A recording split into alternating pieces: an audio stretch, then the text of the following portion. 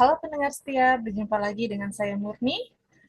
Selamat datang di podcast kami yang membahas topik hangat seputar manajemen dan strategi organisasi. Hari ini kita akan membahas sesuatu yang sangat penting untuk keberlangsungan bisnis, yaitu Human Capital Planning. Apalagi di era VUCA yang penuh dengan volatility, uncertainty, complexity, dan ambiguity. Hari ini saya akan ditemani 4 narasumber. Mari kita perkenalan dulu dengan narasumber kita. Dipersilakan dari narasumber pertama. Terima kasih Bu Murni. Halo semuanya, perkenalkan nama saya Yolanda Sasarari. Saya senang bisa berbagi di sini. Semoga diskusi kita hari ini bisa memberikan inspirasi dan wawasan bagi kita semua. Terima kasih Bu Yola. Selanjutnya narasumber kedua kita, silakan Bu. Hai semua, nama saya Jamila Mauri. Salam kenal untuk kita semuanya. Terima kasih Bu. Selanjutnya ke narasumber kita yang ketiga, silakan Pak. Terima kasih Bu Murni. Hai semuanya, perkenalkan nama saya Daniel Gilbert Auri. Terima kasih Pak. Selanjutnya narasumber kita yang keempat, silakan Bu. Salam kenal, nama saya Natalia Kristiani Marasi. Terima kasih atas perkenalannya. Sekarang kita kembali ke topik pembahasan kita hari ini. Apa Human Capital Planning ini penting? Karena tanpa perencanaan human capital yang baik, organisasi bisa terjebak dalam pola hire and fire yang tidak hanya mahal secara finansial, tetapi juga merusak moral karyawan. Nah, apa itu strategi manajemen human capital? Bu Yola, minta tolong dijelaskan. Baik Bu Murni, strategi manajemen human capital adalah pendekatan strategis dalam mengelola karyawan sebagai aset utama organisasi untuk mencapai tujuan bisnis. Human Capital Management memfokuskan pada pengelolaan, pengembangan, dan pengoptimalan potensi individu dalam organisasi dengan tujuan meningkatkan produktivitas, inovasi, dan keberlanjutan perusahaan. Berbeda dari manajemen sumber daya manusia tradisional yang cenderung administratif, Human Capital Management melihat karyawan sebagai investasi strategis. Strategi ini mencakup perencanaan jangka panjang untuk memastikan bahwa organisasi memiliki talenta yang tepat, di tempat yang tepat, dan pada waktu yang tepat. Oke, Bu. Kalau human capital planning ini tidak disiapkan dengan baik, apa dampaknya, Bu? Oh iya, organisasi akan menghadapi tantangan seperti kekurangan keterampilan, turnover yang tinggi, dan biaya pelatihan ulang yang sangat besar. Kira-kira komponen apa saja dalam strategi manajemen human capital ini, Bu? Baik Bu Murni, komponen utama dalam strategi manajemen human capital yaitu perencanaan talenta, rekrutmen dan seleksi, pengembangan karyawan, manajemen kinerja, kompensasi dan penghargaan, engagement dan kesejahteraan karyawan, pengelolaan budaya organisasi, dan penggunaan teknologi. Bagaimana human capital ini bisa menjadi fondasi utama untuk mencapai tujuan organisasi, Bu?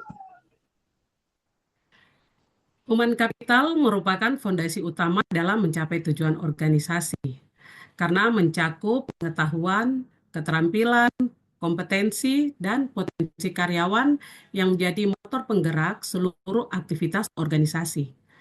Alasan mengapa human capital menjadi elemen yang sangat penting, yaitu karena satu, penggerak strategi organisasi. Karyawan adalah pihak yang menerapkan strategi dan menjalankan operasional sehari-hari. Tanpa human capital yang berkualitas, implementasi strategis organisasi tidak akan berjalan efektif. Yang kedua, sumber inovasi dan kreativitas. Inovasi lahir dari pemikiran kreatif manusia. Human capital yang memiliki kemampuan berpikir kritis dan inovatif akan membantu organisasi menciptakan solusi baru, meningkatkan daya saing, dan merespon perubahan pasar dengan cepat. Yang ketiga, meningkatkan produktivitas. Karyawan yang memiliki keterampilan yang tepat dan termotivasi data meningkatkan produktivitas, efisiensi, dan kualitas kerja. Hal ini berdampak langsung pada pencapaian tujuan organisasi. Yang keempat, pembangunan budaya organisasi. Human capital memainkan peran penting dalam membangun dan memelihara budaya organisasi. Nilai, norma, dan perilaku yang dianut oleh karyawan menjadi identitas organisasi yang mempengaruhi reputasi dan hubungan dengan pemangku kepentingan. Yang kelima, adaptasi terhadap perubahan. Dunia bisnis selalu berubah, baik karena perkembangan teknologi, regulasi, atau kebutuhan pelanggan. Human capital yang tangguh dan fleksibel memungkinkan organisasi untuk beradaptasi dengan perubahan ini dengan cepat dan efektif. Yang keenam, keberlanjutan jangka panjang. Investasi pada pengembangan human capital, seperti pelatihan dan program pembelajaran, memastikan bahwa organisasi memiliki tenaga kerja yang siap menghadapi tantangan masa depan, menjaga keberlanjutan dan pertumbuhan bisnis. Yang ketujuh, mencapai keunggulan kompetitif. Human capital adalah aset unik yang sulit ditiru oleh kompetitor.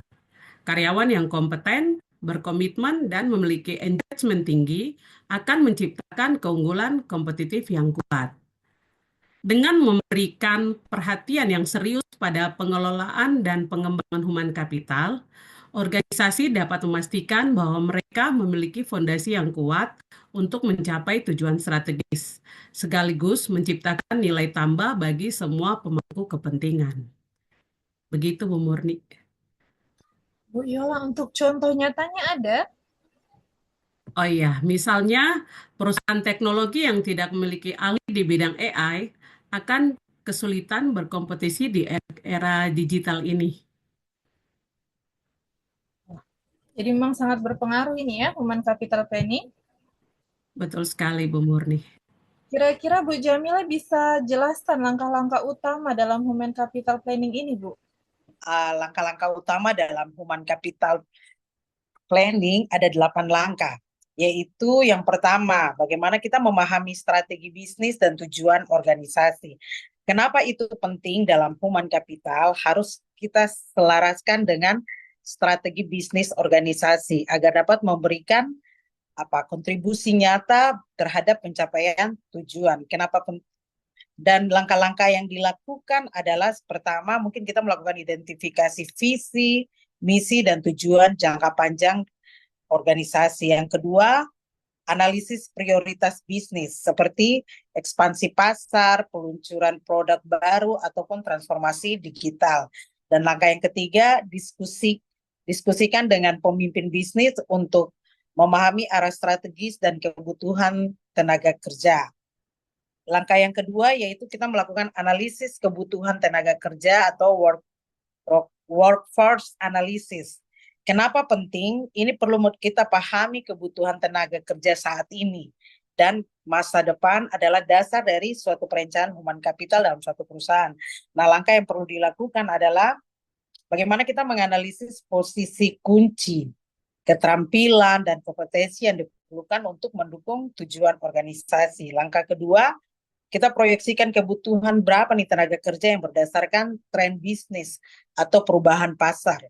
Terus yang ketiga, kita mengidentifikasi kesenjangan nih antara tenaga kerja yang ada atau supply dan yang diperlukan atau demand. Nah, langkah yang ketiga yang perlu kita lakukan juga adalah analisis data tenaga kerja yang ada atau sering disebut juga dengan current workforce analysis. Ini kenapa penting juga, ini untuk kita mengetahui kekuatan dan kelemahan sumber daya manusia yang ada untuk membantu menentukan langkah perbaikan.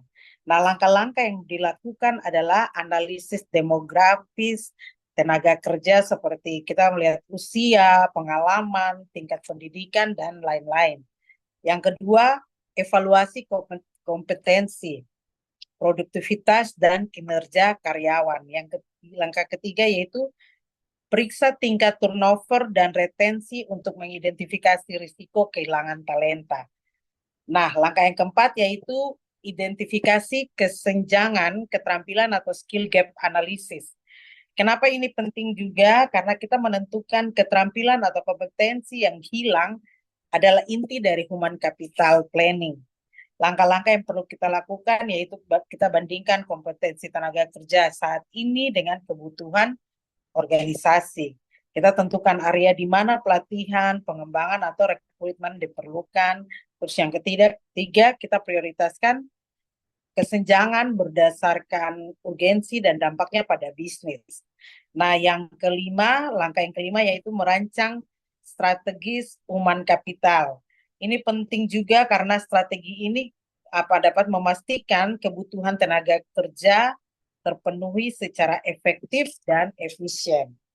Dan langkah-langkah yang perlu dilakukan yaitu kita melakukan strategi rekrutmen, menarik talenta baru untuk kita mengisi kekosongan atau memperkuat tim. Yang kedua yaitu strategi pengembangan, menyediakan pelatihan, coaching, ataupun monitoring untuk meningkatkan keterampilan karyawan. Dan yang ketiga langkahnya yaitu strategi retensi. Kita mengembangkan program kesejahteraan dan pengakuan untuk mempertahankan talenta utama. Dan yang keempat, perencanaan suksesi, yaitu menyiapkan karyawan internal untuk mengisi posisi strategis di masa depan. Baik yang ke-6, yaitu implementasi rencana human capital. Ini juga penting karena perencanaan tanpa pelaksanaan itu tidak akan memberikan dampak nyata. Langkah-langkahnya yang perlu dilakukan di sini yaitu kita terapkan langkah-langkah spesifik seperti program pelatihan, kampanye rekrutmen, ataupun restrukturisasi organisasi. Yang langkah kedua, kita tentukan tanggung jawab setiap tim atau individu untuk bagaimana menjalankan rencana tersebut. Dan yang ketiga, tetapkan anggaran untuk mendukung pelaksanaan strategi human capital planning. Dan yang ketujuh, pemantauan dan evaluasi. Di sini kita memastikan bahwa strategi berjalan sesuai dengan rencana dan memberikan hasil yang diinginkan. Langkah-langkah yang kita lakukan adalah kita gunakan indikator kinerja utama atau kita sering sebut dengan KPI untuk mengukur keberhasilan seperti tingkat retensi, waktu pengisian posisi kosong, ataupun hasil pelatihan. Yang kedua, yaitu kita melakukan evaluasi berkala untuk menilai efektivitas rencana. Dan yang langkah yang ketiga, yaitu sesuaikan strategi berdasarkan hasil pemantauan dan perubahan kebutuhan organisasi. Dan langkah yang kedelapan adalah kolaborasi dengan pemangku kepentingan. Ini penting juga karena human capital planning yang sukses itu dia membutuhkan dukungan dan koordinasi yang dari berbagai bagian dalam satu organisasi. Nah, langkah-langkah yang kita lakukan yaitu libatkan manajer lini, AR, dan eksekutif dalam proses perencanaan. Yang kedua, kita pastikan nih setiap langkah kepentingan memahami peran mereka dalam mendukung human capital planning. Nah, contohnya seperti manajer departemen memberikan masukan tentang keterampilan spesifik yang dibutuhkan untuk mencapai target tim mereka. Itulah 8 langkah-langkah dalam manajemen human capital planning, Ibu Mur.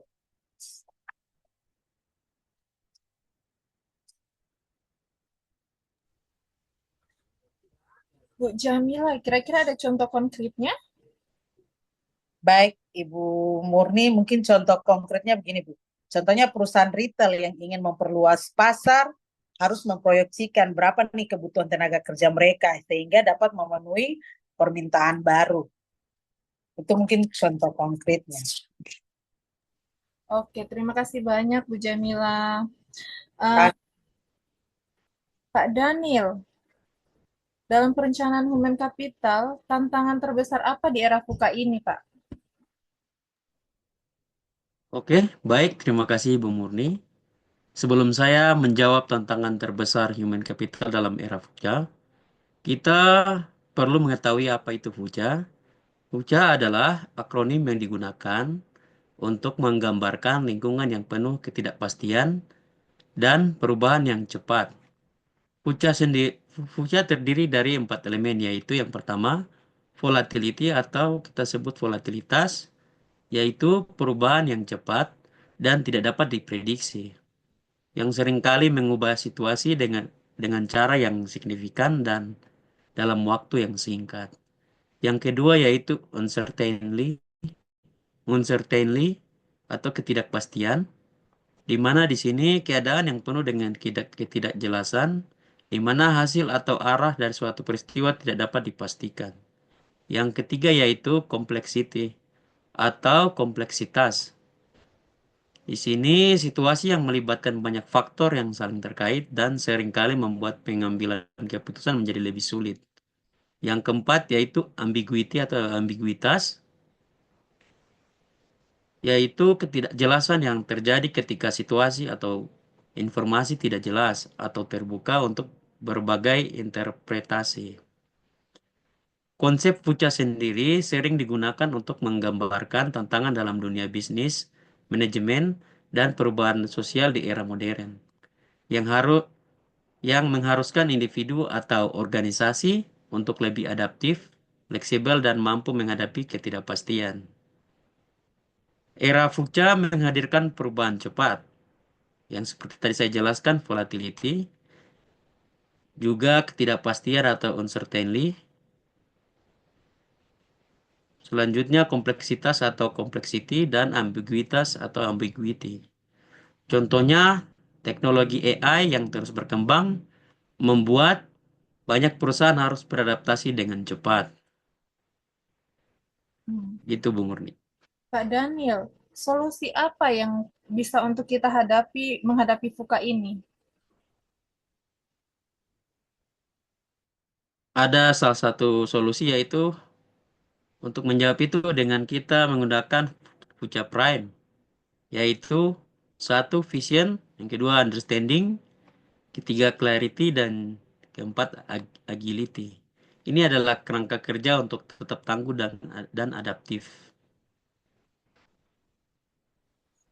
Contoh nyata VUCA Prime dalam kehidupan sehari-hari seorang manajer atau pemimpin tim apa, Pak?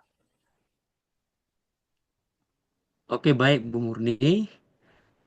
Contoh nyata dampak VUCA Prime yaitu yang pertama, volatility atau fluktuasi atau ketidakpastian. Di sini Fucha Prime menjawab dengan vision. Saya akan memberikan contoh.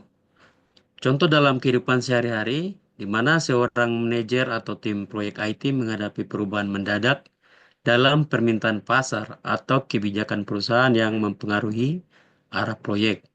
Misalnya proyek yang sedang dikerjakan tiba-tiba harus disesuaikan dengan teknologi baru yang muncul. Tantangan Fucha Prime yaitu menghadapi fluktuasi tersebut.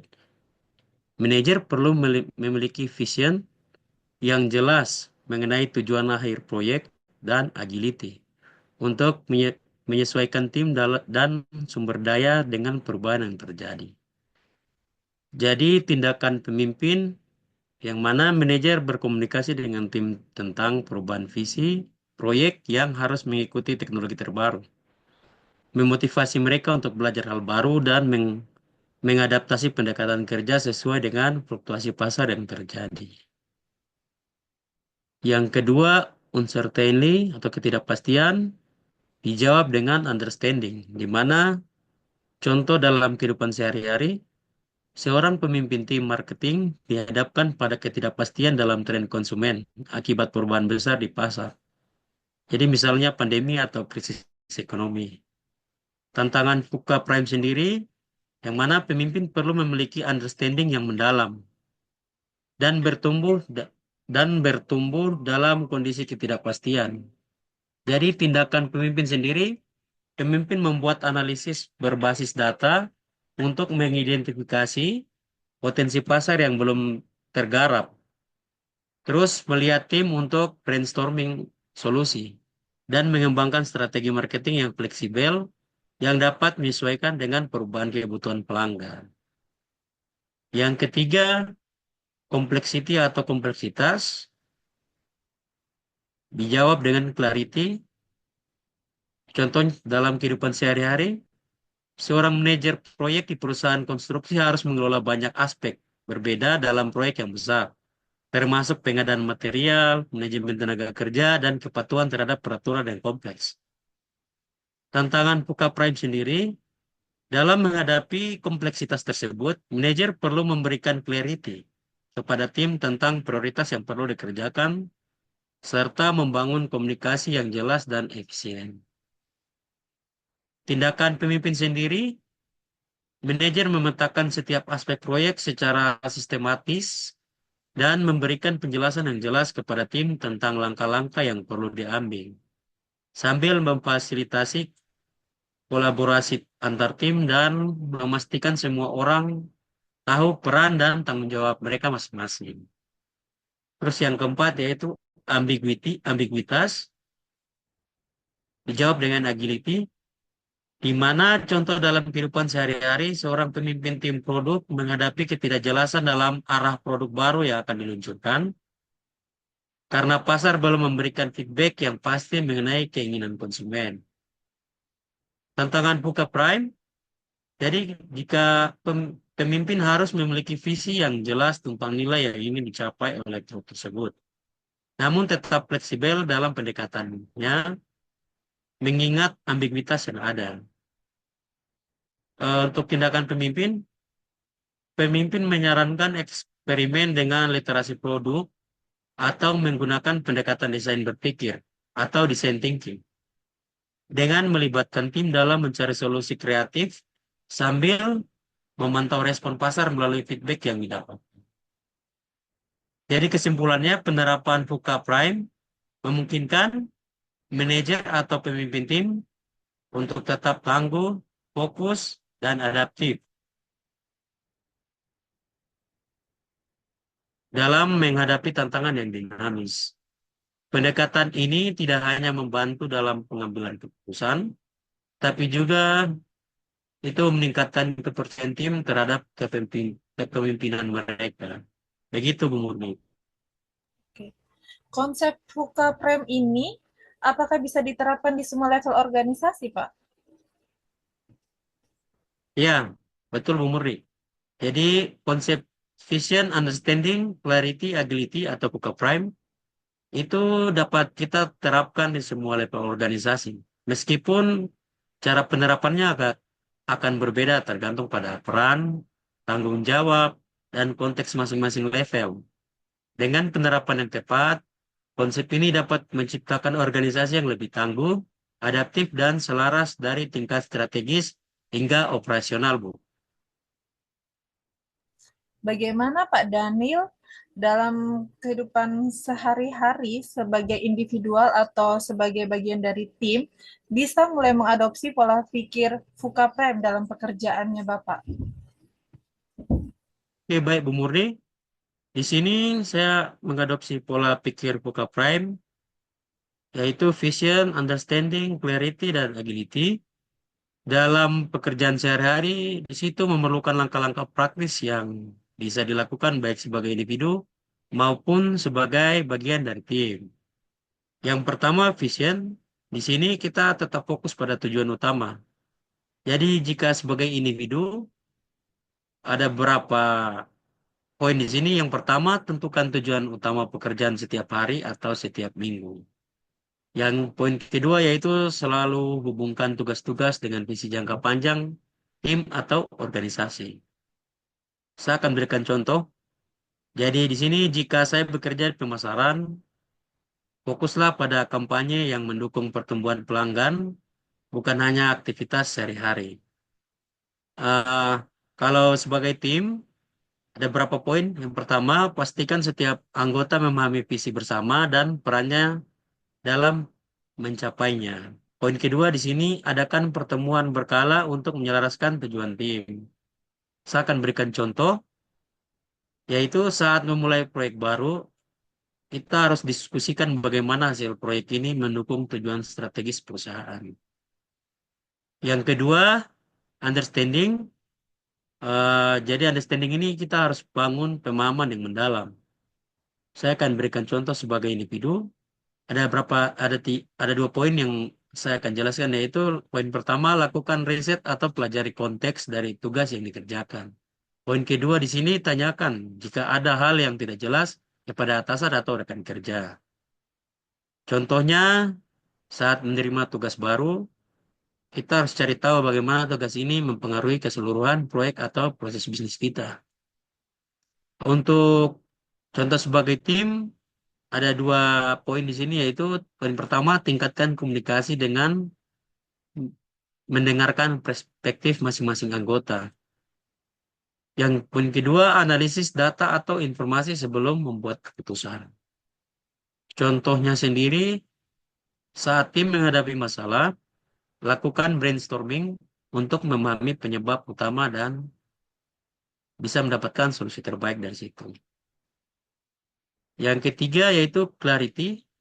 Clarity ini sendiri yaitu buat hal rumit jadi sederhana. Jadi jika sebagai individu ada 2 poin di sini, yaitu prioritaskan pekerjaan berdasarkan urgensinya dan dampaknya. Poin kedua, gunakan alat bantu seperti to-do list atau aplikasi manajemen tugas untuk menjaga fokus kita. Contohnya, bagi proyek besar menjadi tugas-tugas kecil yang terukur dan mudah dikelola. Jika saya tempatkan sebagai tim di sini ada 2 poin, yaitu tentukan peran dan tanggung jawab dengan jelas. Yang kedua, komunikasikan harapan dan hasil yang diinginkan secara spesifik. Ada contohnya di sini, jika dalam rapat tim, sampaikan poin-poin utama dan langkah berikutnya secara langsung dan mudah dipahami. Yang keempat, agility. Agility di sini yaitu adaptasi dengan cepat dan efektif. Jika sebagai individu, kita akan terapkan 2 poin, yaitu tetap fleksibel dan terbuka terhadap perubahan prioritas atau pendekatan kerja. Poin kedua, fokus pada solusi, bukan pada hambatan saat menghadapi tantangan baru. Jadi contohnya, jika ada perubahan mendadak pada proyek, cari cara untuk menyesuaikan jadwal dan tetap memenuhi tenggat waktu yang ada. Jika sebagai tim, sama 2 poin juga di sini, yaitu poin pertama, dorong kolaborasi dan saling mendukung ketika menghadapi situasi baru. Terus lakukan uji ide atau pendekatan baru dalam skala kecil sebelum diterapkan secara luas. Contohnya, ketika pasar berubah, tim pemasaran bisa menguji kampanye baru secara terbatas sebelum meluncurkan secara besar-besaran. Mungkin begitu, Bu Murni. Terima kasih Pak ya atas penjelasannya ya. Ternyata Ya, sama-sama. pengaruhnya besar juga ya VUCA Prime ini. Oke, Bu Natali, kira-kira untuk mengatasi tantangan human capital planning nih apa Bu? Bisa tolong dijelaskan? Baik, terima kasih Ibu Murni. Tantangan implementasi Human Capital Planning adalah pertama, identifikasi hambatan. Identifikasi hambatan ada beberapa item, yaitu 3 item. Yang pertama, resistensi dari manajer atau karyawan. 2, kurangnya data atau prediksi yang akurat. Ketiga, fokus organisasi yang mungkin lebih condong ke operasional dibandingkan strategi. Solusinya adalah, kunci sukses adalah memastikan manajemen puncak mendukung penuh inisiatif ini. Mereka perlu berperan aktif dalam menyusun dan mengkomunikasikan rencana human capital kepada semua pihak terkait. Bu, cara memastikan kesejahteraan karyawan selama perubahan besar seperti ini bagaimana Bu? Baik, Bu Murni. Perusahaan dapat memastikan bahwa perubahan besar seperti pola pikir VUCA Prime atau transformasi organisasi lainnya tidak mengorbankan kesejahteraan karyawan dengan pendekatan holistik yang mengutamakan komunikasi, dukungan, dan pemberdayaan. Langkah-langkah strategis yang dapat diambil yaitu pertama, komunikasi yang transparan dan inklusif. Kenapa penting? Ketidakpastian dalam perubahan seringkali membuat karyawan merasa cemas atau tidak dihargai. Langkah-langkahnya, yang pertama, sampaikan alasan, tujuan, dan manfaat dari perubahan secara terbuka. 2, libatkan karyawan dalam proses pengambilan keputusan melalui diskusi atau survei. Ketiga, berikan contoh pembaruan rutin tentang perkembangan perubahan. Contohnya dalam perubahan besar, adakan town hall meeting untuk menjelaskan visi perusahaan dan menjawab pertanyaan karyawan. 2. Penyediaan dukungan emosional. Kenapa penting? Perubahan dapat memicu stres atau kelelahan emosional bagi karyawan. Langkah-langkahnya ada beberapa langkahnya. Yang pertama, sediakan layanan konseling atau program kesejahteraan mental. Kedua, dorong pemimpin untuk bersikap empati dan mendukung karyawan secara personal. Contohnya, perusahaan menyediakan hotline konseling gratis untuk membantu karyawan mengatasi tekanan kerja selama masa transisi. Ketiga, pelatihan dan pengembangan kapabilitas. Kenapa penting? Ketakutan akan ketidakpastian menghadapi perubahan seringkali menjadi penyebab stres karyawan. Ada beberapa langkah, yaitu 2 langkah. Berikan pelatihan untuk membantu karyawan menguasai keterampilan baru yang dibutuhkan. Kedua, sediakan kesempatan belajar yang fleksibel seperti e-learning dan mentoring. Contohnya saat menerapkan teknologi baru, perusahaan mengadakan pelatihan intensif bagi semua karyawan yang terdampak. Keempat, fleksibilitas dalam bekerja. Kenapa penting? Perubahan besar sering mempengaruhi pola kerja yang bisa mengganggu keseimbangan kehidupan kerja. Ada beberapa langkahnya. Ada 2 langkah, yaitu pertama, terapkan kebijakan kerja fleksibel seperti remote working atau jam kerja fleksibel jika memungkinkan. 2. Berikan waktu tambahan bagi karyawan untuk menyesuaikan diri dengan perubahan. Contohnya dalam implementasi sistem baru, perusahaan memberikan waktu cuti tambahan untuk mengurangi tekanan. Kelima, pemimpin sebagai role model. Kenapa penting? Karyawan cenderung merasa lebih percaya diri jika melihat pemimpin mereka beradaptasi dengan baik terhadap perubahan. Ada 2 langkahnya. Langkah yang pertama, dorong pemimpin untuk menunjukkan sikap optimis, inklusif, dan mendukung. Kedua, ajarkan pemimpin untuk mengenali tanda-tanda kelelahan pada anggota tim. Contohnya, manajer secara aktif memotivasi timnya dan mendukung mereka yang membutuhkan bantuan ekstra. 6. Insentif dan pengakuan. Kenapa penting? Memberikan penghargaan kepada karyawan atas usaha mereka, membantu mereka menjaga motivasi dan kepuasan kerja. Ada 2 langkahnya. Yang pertama, memberikan pengakuan atas kontribusi karyawan dalam proses perubahan. Kedua, tawarkan insentif seperti bonus atau penghargaan non-materi. Contohnya memberikan penghargaan bulanan kepada karyawan yang berhasil menunjukkan adaptasi luar biasa selama masa perubahan. 7. Evaluasi dampak perubahan pada karyawan. Kenapa penting? Pemantauan rutin memastikan perusahaan bisa merespon masalah dengan cepat. Ada 2 langkah, yaitu lakukan survei atau wawancara untuk mengukur dampak perubahan terhadap kesejahteraan karyawan. 2. Analisis data untuk mengidentifikasi area yang membutuhkan perbaikan. Contohnya, perusahaan menggunakan survei kepuasan kerja untuk memantau tingkat stres karyawan selama masa transformasi. Bu Natali, bisa beri contoh untuk penerapan fleksibilitas kerjanya?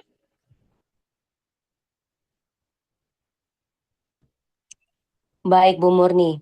Contohnya, memberikan kebijakan remote working untuk mengurangi stres saat adaptasi dengan teknologi baru. Begitu, Bu Murni, contohnya.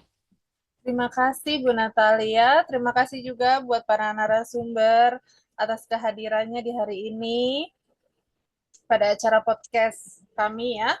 Hari ini kita sudah belajar banyak tentang pentingnya perencanaan human capital planning.